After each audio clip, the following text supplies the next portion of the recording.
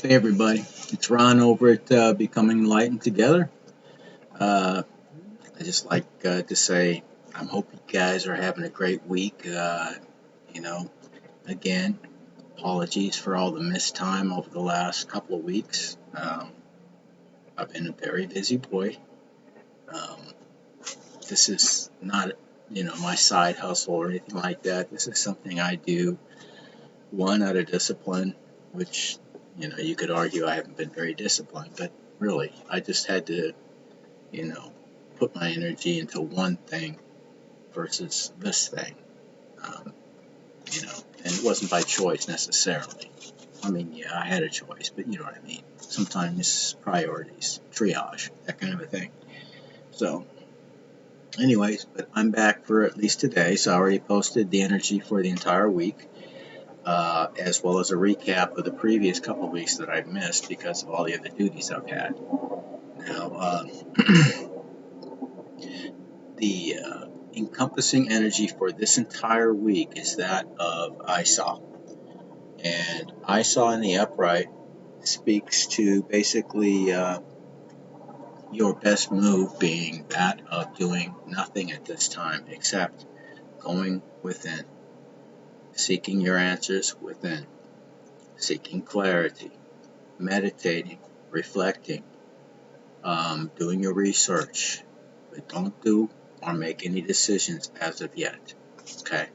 So if somebody needs some confirmation on that, perhaps, or maybe you just needed that particular admonition, as far as maybe you're doing too much or you're trying to do too much too quick, and you really need to think before you speak or, before you respond in some way. Okay, that's the overall energy. So now the past energy for today, and today is irrelevant really, but it's being done or conducted on Tuesday. So the energy in advance that we pulled on Sunday for today, Tuesday, which is the 28th of July, is that of Wunyo.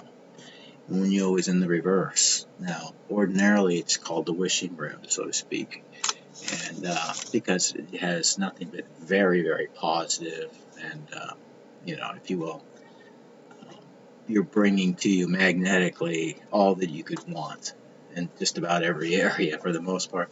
But in the reverse, it's not quite the equivalent in reverse, but there is a lot of negative stuff there.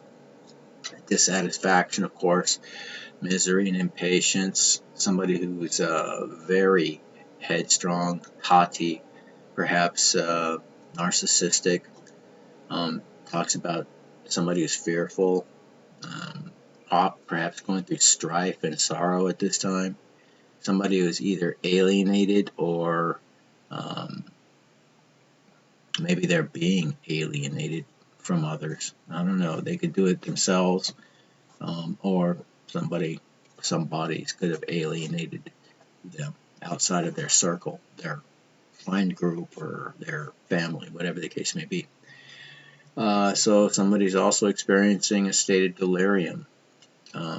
Somebody is intoxicated, and that doesn't necessarily mean just alcohol. It could be any manner of drugs, prescription or otherwise, talks about somebody's literally going berserk at this point. Somebody who may be possessed, in fact, by higher forces. Now, higher forces can be an ideal, something greater than ourselves, if you will, and you can be possessed at that, so to speak, but usually it is what it sounds like, that means something external to us has now taken over the ship, so to speak. And it's only possible if you're very low vibrational.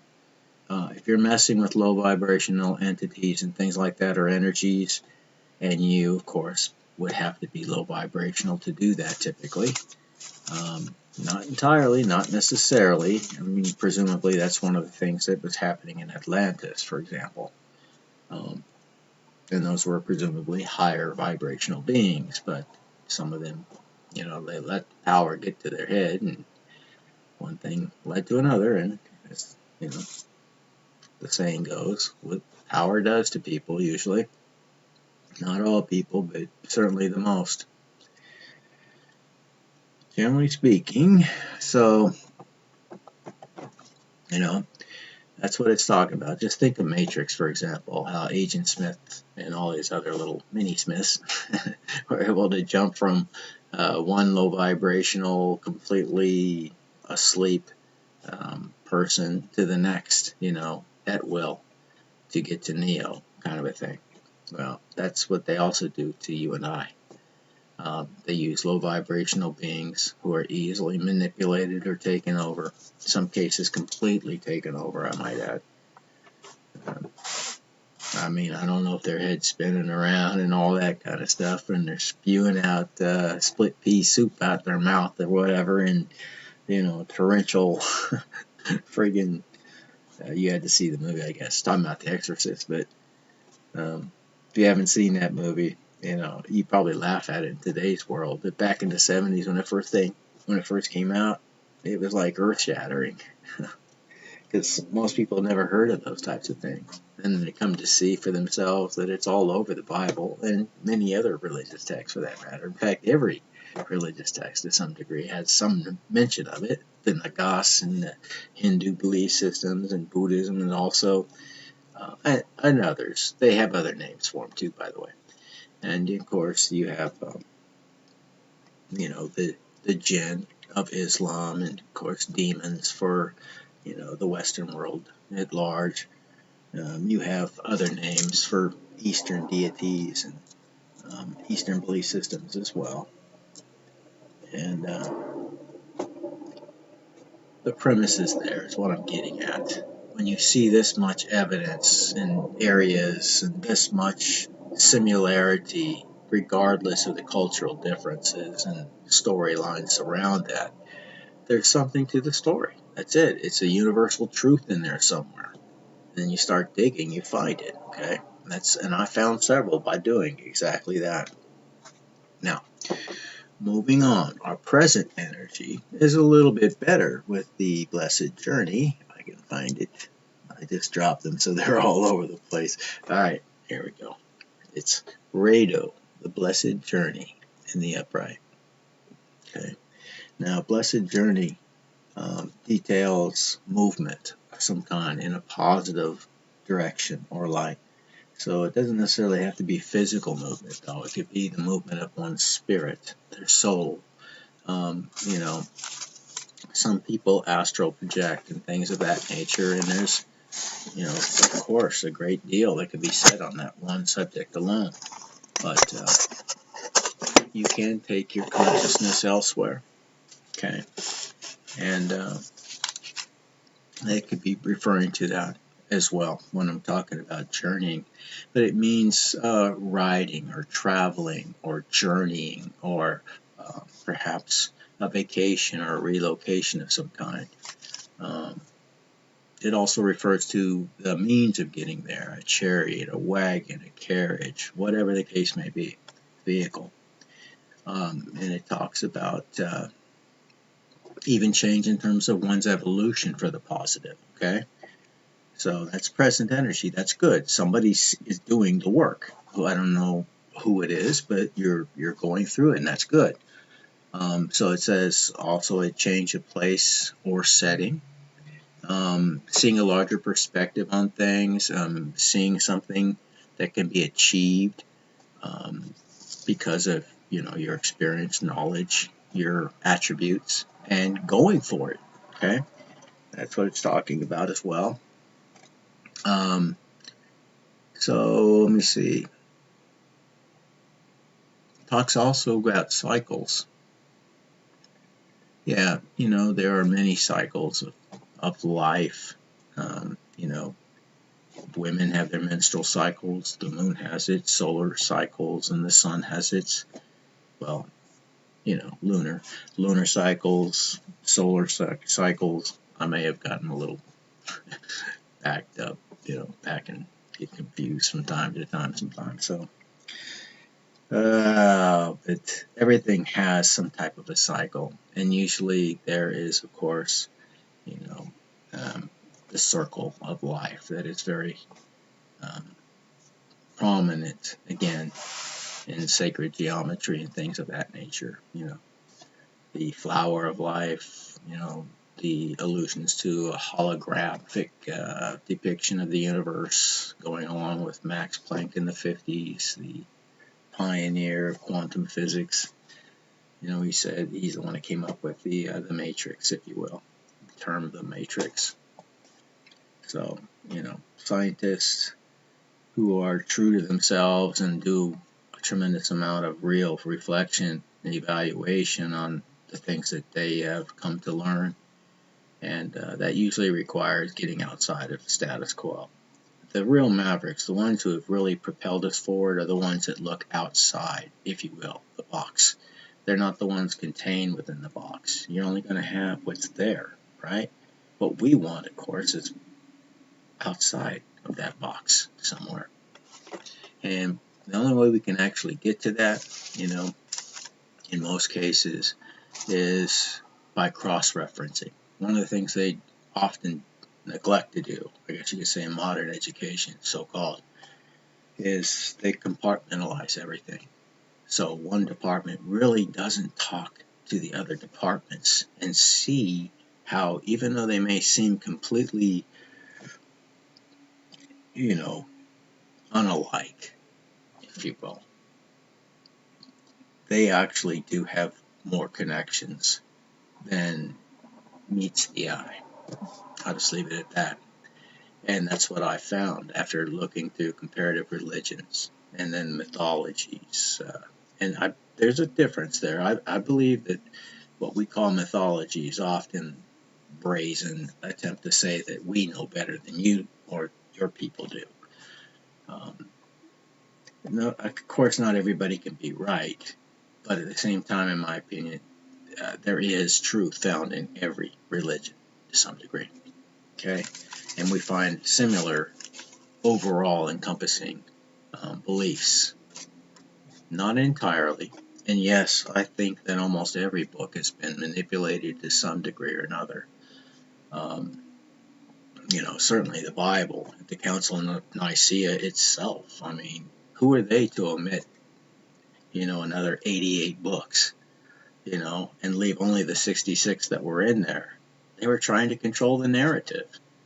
Okay, now these other books that they're talking about, of course, are the Book of Enoch, the Book of Giants, and Jubilees, and all these other books, and the Gnostic texts, included with that. So and then you take that, and you find out what many of these other belief systems have to say. Where did ancient Judaism come from, and how does that relate, for example, to ancient Babylon and so on and so forth? Remember, they were kept enslaved for 500 years, in Egypt and so on. So you don't think that they picked up any of those cultural? So there's what I'm saying. There's a lot of overlap of all these cultures and everything else, and even I find in not just the esoteric, but the occultic work, in some cases, allude to a lot of these truths. And I know I bring this up, but I'm just trying to make a point and kind of beat it into everybody's head. You can find the truth, but you're never going to get it from the sources that, say, hey, here I am, I'm the truth. No, if you're getting it from the TV or one book or whatever the case may be, it's not going to be complete at the very least, okay? And I would say, at worst, it's a deliberate lie, a created, propagandized, subliminal, piece of programming to get you to respond or act in a certain way. And that's what it's really all about. All right, so that's the past energy. The present energy is that of the blessed journey. Now, that's also encompassed with the future outcome for our reading, which would be that of Uruz. Uruz in the upright. And I have this one tattooed on my chest because this denotes, strength and endurance. It embodies or envisions the mighty Uruk, which was a great bison that was alive 500 plus years ago, whatever, before it was hunted into extinction, but it was highly reverenced because of its strength, its power, its freedom, its tenacity. It's just, I mean, it was, it was one of the apex predators, so to speak, except it didn't prey on other animals. It preyed basically on, anybody that would challenge it, kind of a thing. But anyways, that's where those attributes actually derive from. So endurance and strength is part of it. Just primal power, health, speed, freedom, energy, action, courage. Anything that means a force, a driving force of some kind. Tenacity, wisdom, and understanding as well. Talks about change. Talks about masculine potential and sexual desire. Told you, they're not bashful. Talks about shaping of oneself through the power of their own will. Uruz is simply raw strength. That's what it really boils down to. It's just unmasked potential of energy, It's raw strength, untamed, physical and instinctual. So, yes, your instincts are also part of that. An increase, of your abilities, so to speak. So, I mean, that's basically what this is getting to. So, with the journey, with the awesome amount of power that um, we have everything that we need in order to, carry out whatever it is that, we need to carry out. But we have been, as I've already stated, given the advice, of course, not to do anything at this time. So harness that energy and transmute it into something else positive at this point, But as far as the big questions that have been, lingering around in your mind or your heart, they're saying basically don't move on those yet, okay? Now, as far as our help and advice, what we have in this case is, Nautis. And Nautis is in the reverse, but it looks like a cross with the horizontal beam slightly canted. Okay, so what this means in the reverse is going in the wrong direction. So as we see with the present energy of Rado, the movement or moving in a forward direction, a positive direction, what we're seeing in the help and advice is that you're being redirected because you're going in the wrong direction, whoever you are, okay? A sense of possessiveness is involved in this, an inappropriate constraint of freedom as well. So this is singling out who this is really for. If this is somebody that's going through some type of, well, it looks like it could be family related in some way, but if you're going through anything of this nature, then this is definitely for you. So, an inappropriate constraint of freedom doesn't necessarily have to be a physical constraint. It could be somebody that's psychologically or even magically holding people back. Perhaps a combination of those two things, along with physical restraint. But it is, in some way, shape, or form, somebody's being restrained from leaving, or at least under the understanding or belief that they can't move. In some cases, as we've seen in previous months, they're fooling themselves. They can move, they just don't want to move. They're making excuses for themselves. Other people, they truly are, between a rock and a hard place. So, I mean, just take it where it resonates with you, if this is calling your name in any way. So it also talks about, distress, somebody who's just toiling away, not making any money out of it, or getting any headway, with the matter that they're trying to deal with. So there's a state of drudgery attached to that as well. And with that drudgery, of course, there's also, in some cases, want, need, necessities, deprivation, even starvation. And that starvation can be both physical hunger, or it could be emotional hunger, as we've seen here as well. So it could go either way, however it pertains to you. So again, we have our wisest move for today being that of doing nothing physically, okay, except to go within, to reflect, to meditate, to pray, to do your research, whatever it is, however it works for you, to try to get to the bottom of whatever the situation is. It doesn't say anything about doing something that's going to cause you stress at all. It just is telling you that basically you should do nothing at this point. That is your best advice, okay? Except to reflect, except to go within and then wait for your answers. And we see that matched with the future outcome of Uruz, which is, again, sheer untamed power. So that's very, very positive energy to be in. And again, there's a lot of sexual connotations attached to Uruz as well. So it talks about, especially in terms of masculine, uh, sexuality. So again, in these runes, they sometimes differentiate between masculine and feminine when they talk about sexuality and so on. Sometimes they're just talking in general about it. So, and sometimes it's talked about in terms of lust. Other times it's talked about in terms of actual loving connotation attached to that physical intimacy. And that doesn't mean they're explicitly, opposite one from the other. No.